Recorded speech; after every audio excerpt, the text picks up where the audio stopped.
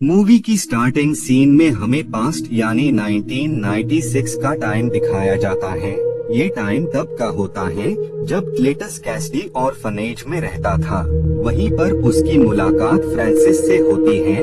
Francis काफी डरी और सहमी हुई होती है।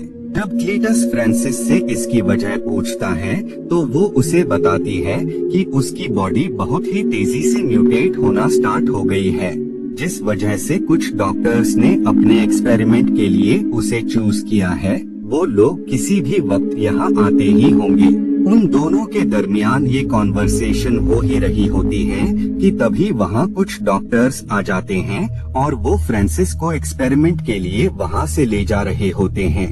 विंडो से क्लीटस भी सब कुछ देख रहा होता है, लेकिन वो कुछ भी नहीं कर सकता था। इधर वो ऑफिसर फ्रांसिस को लेकर जा रहे होते हैं। तभी फ्रांसिस अपनी सोनिक पावर का यूज करती है, जिस वजह से वो ऑफिसर्स काफी डर जाते हैं और उनमें से एक ऑफिसर फ्रांसिस पर गन चला देता है। लेकिन फ्रांसिस उस बुलेट से मरी नहीं होती है, बल्कि वो काफी इंजर्ड हो गई होती है। खैर बाद में वो लोग उसे एक असाइलम में ले आते हैं, जहां पर उसे एक ऐसे रूम के अंदर रखा जाता है जहां वो अपनी ताकत का यूज कर वहां से न भाग सके। इसके बाद ये सीन यहीं पर कट जाता है और अब हम एडी को देखते हैं, जिसके साथ एक ऑफिसर भी होता है। वो एडी को बताता है कि तुम्हें एक सीरियल किलर क्लेटस कैसिडी का इंटरव्यू लेना है, क्योंकि क्लेटस बार बार तुमसे मिलने की रिक्वेस्ट कर रहा है। इसीलिए मैं चाहता हूँ कि तुम जाकर क्लेटस का इंटरव्यू लो। वहीं पर हम वेनम को देखते हैं, जो कि उस ऑफिसर को खाने वाला होता है, लेकिन एडी वेनम के साथ वॉशरूम में आ जाता है। वो उसे काफी समझाता है कि तुम ऐसे ही किसी भी शख्स को नहीं खा सकते हो। एडी के काफी समझाने के बाद वेनम उसकी बात मान जाता है, जिसके बाद एडी क्लेटस के पास उसका इंटरव्यू लेने आ जाता है। क्लेटस एडी को देखकर काफी खुश हो जाता है। वो उसे बताता है, तुम मेरा इंटरव्यू लो, जिसमें मैं तुमसे अपने अतीत का जुड़ा हर पहलू बताना चाहता हूँ। मैं तुम्हें सब कुछ बता दूंगा कि मैंने इतने सारे लोगों का कत्ल क्यों किया, क्यों मैंने इतने सारे बेकसूर लोगों की जान ले ली। ये सब सुनकर एडी क्लेटस से कहता है कि यहाँ पर इतने सारे ऑफिसर्स हैं, ये सब बातें तो तुम इन्हें भी तो बता सकते थे ना, तो तुमने मुझे ही क्यों चुना। जिस पर क्लेटस एडी को बताता है कि तुम एक अच्छे इंसान हो। वहीं पर एडी को वॉल पर काफी सारी पिक्चर्स नजर आती हैं, जिसके बाद एडी वहां से बाहर आ जाता है। बाहर जो ऑफिसर होता है वो एडी से कहता है कि क्या क्लेटस ने तुम्हें कुछ बताया, जिस पर एडी ऑफिसर को बताता है कि क्लेटस ने उसे कुछ भी नहीं बताया, वो सिर्फ बकवास कर रहा है। और इतना कहते ही एडी वहां से निकल जाता है। घर आने के बाद एडी फिर से उन पेंटिंग को याद करता है, जिसके बाद वो वेनम की हेल्प से उन पिक्चर्स को वापस से ड्रॉ कर लेता है। एडी उन पेंटिंग को समझने की काफी कोशिश करता है और टाइम लगाने के बाद उसे उन फिगर्स से एक लोकेशन का पता लगता है। एडी को ये लगता है कि हो न हो यहाँ पर उसे कुछ न कुछ जरूर मिल सकता है। नेक्स्ट डे ऑफिसर्स को वहाँ पर काफी सारी लाशें नजर आती हैं। ये लाशें उन्हीं लोगों की होती हैं जिन्हें क्लीटस ने मारा होता है। क्लीटस जो कि प्रिजन में होता है, उसके खिलाफ ऑफिसर्स को ठोस सबूत मिल गए होते हैं। पहले उन लोगों के पास क्लीटस के खिलाफ कोई भी प्रूफ नहीं था, जिस वजह से वो सिर्फ ऑफिसर्स की हिरासत में था। लेकिन प्रूफ मिलने के बाद क्लीटस को मौत की सजा हो जाती है। इस बात से क्लेटस एडी से काफी नाराज होता है। इधर फ्रांसिस को भी क्लेटस की मौत की सजा के बारे में पता लग जाता है। इधर एडी काफी खुश होता है, क्योंकि उसने इस केस को सॉल्व कर लिया होता है, जिस वजह से एडी लोगों के बीच काफी पॉपुलर हो जाता है। इधर वेनम एडी से काफी नाराज होता है, क्योंकि उसने काफी वक्त से किसी भी इंसान को नहीं खाया होता है। इसी वजह से वेनम और एडी में बहस हो जाती है। वेनम उससे काफी नाराज होता है, इसीलिए वो उसकी एक भी बात सुनने को रेडी नहीं होता है, जिस वजह से एडी वेनम को बाहर ले जाता है।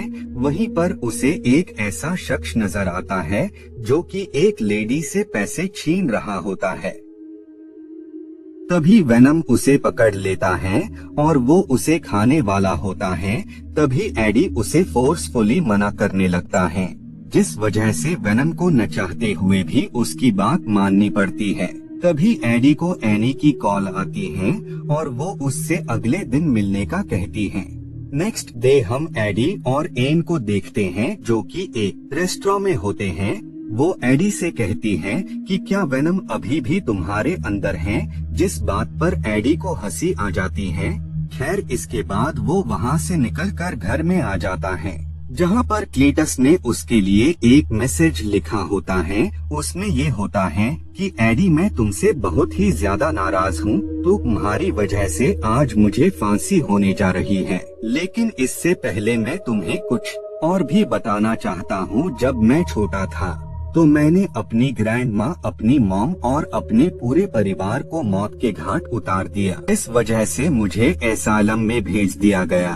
एसाइलम के बच्चे मुझे बहुत ही ज्यादा मारा पीटा करते थे, जिन बच्चों से मुझे फ्रांसिस ने बचाया और जल्द ही हम लोगों में काफी अच्छी दोस्ती हो गई। लेकिन अफसोस, मैं अब फ्रांसिस से कभी भी दोबारा नहीं मिल सकूंगा।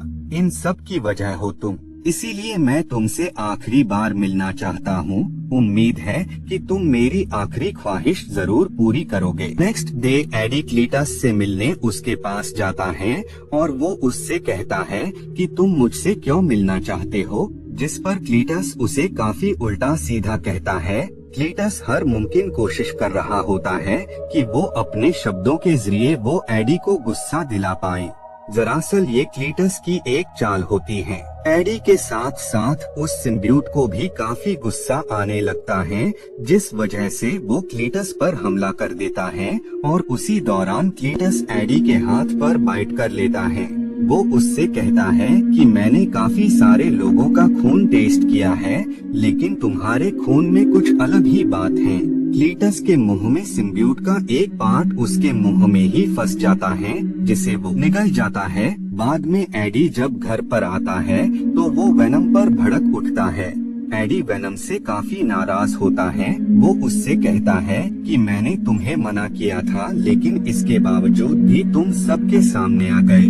तुमने ऑलमोस्ट उसे मार ही दिया था। अगर क्लीटस मर जाता तो तुम्हारी वजह से मुझे जेल हो जाती। इस बात पर इन दोनों में बहस हो जाती है, जिस वजह से वेनम एडी को छोड़कर वहाँ से निकल जाता है। इधर हम क्लीटस को देखते हैं, जिसे एक इंजेक्शन के जरिए उसे मारा जा रहा होता है। तभी वो सिम्बियूट क्लीटस की बॉडी में हावी होना स्टार्ट हो जाता है और वो उसकी बॉडी से बाहर आ जाता है और इसका नाम होता है कार्नेज। कार्नेज एक बहुत ही डेंजरस और वेनम से भी ज्यादा पावरफुल सिम्बियूट है।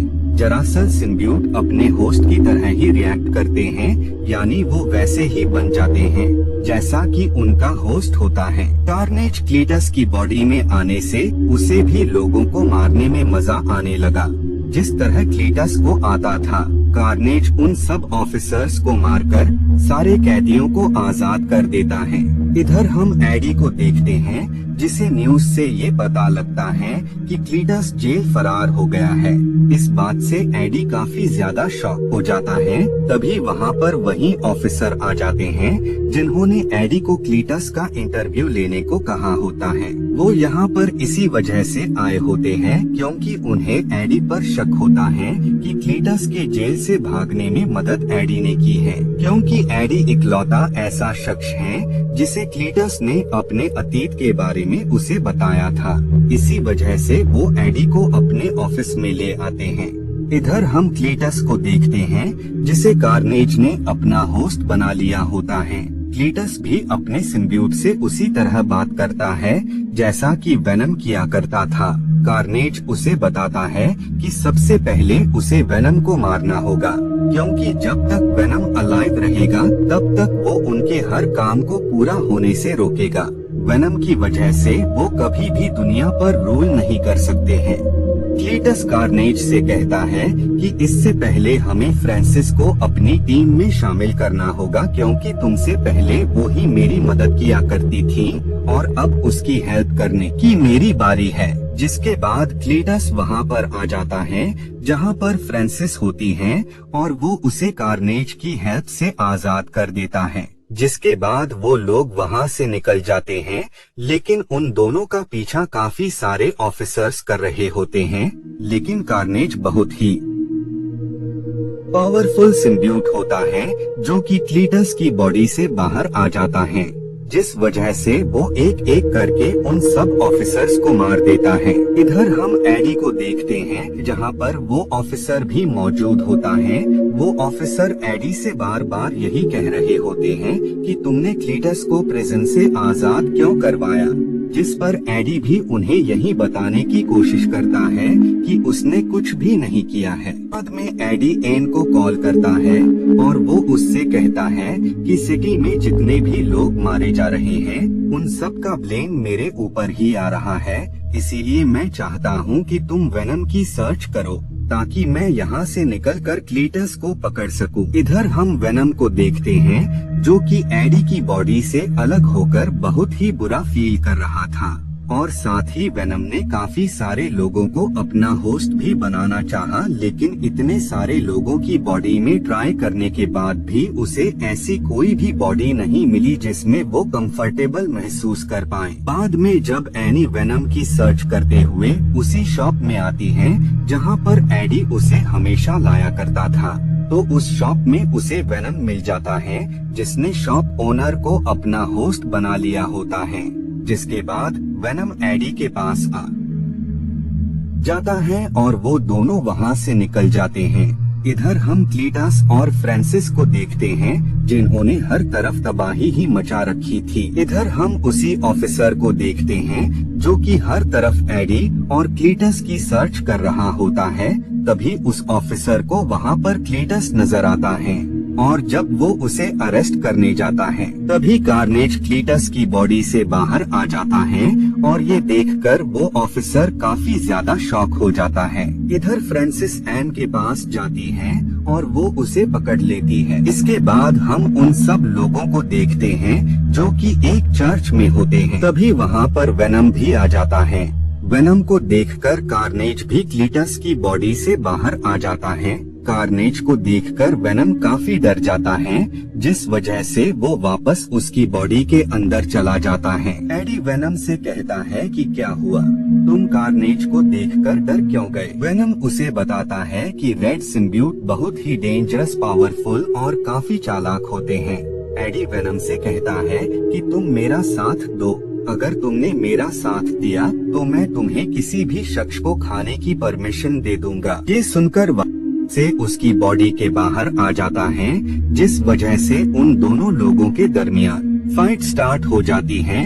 वो दोनों ही एक दूसरे पर काफी अटैक्स कर रहे होते हैं, लेकिन वेनम इस फाइट में हारता हुआ नजर आ रहा था क्योंकि वो कार्नेज जितना पावरफुल नहीं होता है। वहीं पर फ्रांसिस भी होती है जो कि अपनी तेज आवाज यानी सुपरसोनिक साउंड का यूज कर रही होती हैं। इस साउंड से वेनम के साथ कार्नेज को भी काफी प्रॉब्लम होती है, जिस वजह से सिम्बियोट अपने होस्ट की बॉडी से बाहर आ जाते हैं, लेकिन जल्द ही वो दोबारा से अपने होस्ट की बॉडी में आ जाते हैं और इनके दरमियान दोबारा से फाइट स्टार्ट हो जाती है। दोनों ही सिम्बियोट एक दूसरे पर काफी ज्यादा अटैक्स कर रहे होते हैं।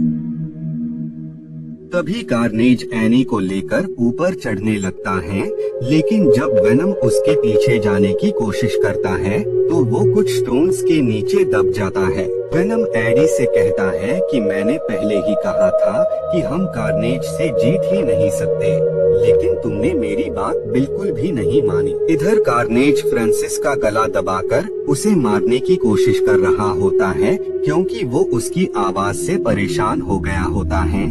जब क्लीटस ये देखता है तो वो कार्नेज को अपनी बॉडी से बाहर निकलने का कहता है, लेकिन कार्नेज ने क्लीटस की बॉडी पर पूरी तरह से कंट्रोल कर लिया होता है, जिस वजह से वो उसकी एक नहीं सुनता। बाद में कार्नेज एनी को लेकर ऊपर आ जाता है, लेकिन तभी वेनम उसके सिर पर एक रॉड घुसा देता है, जिससे एनी गिरने लगती है, लेकिन वेनम उसे नीचे गिरने से बचा लेता है। तभी कार्नेज उसकी बॉडी में स्पाइक्स को घुसा देता है और साथ ही वो फ्रांसिस को भी नीचे फेंक देता है। लेकिन गिरने से पहले फ्रांसिस अपनी सोनिक पावर का यूज करती है, जिस वजह से उनके सिम्बियोट दोबारा से उनके बॉडी से अलग हो जाते हैं। और जब कार्नेज दोबारा अपने होस्ट की बॉडी में एंटर होने वाला होता है, तभी वेनम उसे पकड़ लेता है और वो उसे खा जाता है और साथ ही वेनम क्लीटस को भी मार देता है। मूवी के लास्ट सीन में हम उन दोनों लोगों को एक होटल में देखते हैं। तभी टीवी पर ये न्यूज आ रही होती है कि पीटर ही स्पाइडरमैन है, यानी वेनम भी अब स्पाइडरमैन के यूनिवर्स का हिस्सा है। और इसी के साथ ये मूवी यहीं पर एंड